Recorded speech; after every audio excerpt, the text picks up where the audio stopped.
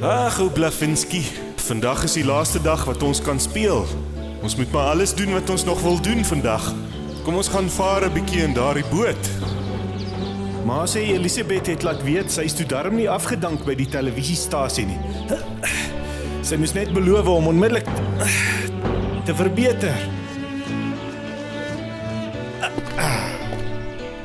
Kom, laat ons hierdie boot vir sy eerste reis op die water uitneem.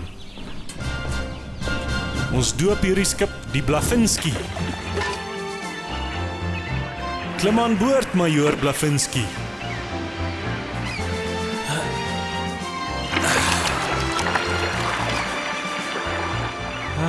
Dis lekker, né?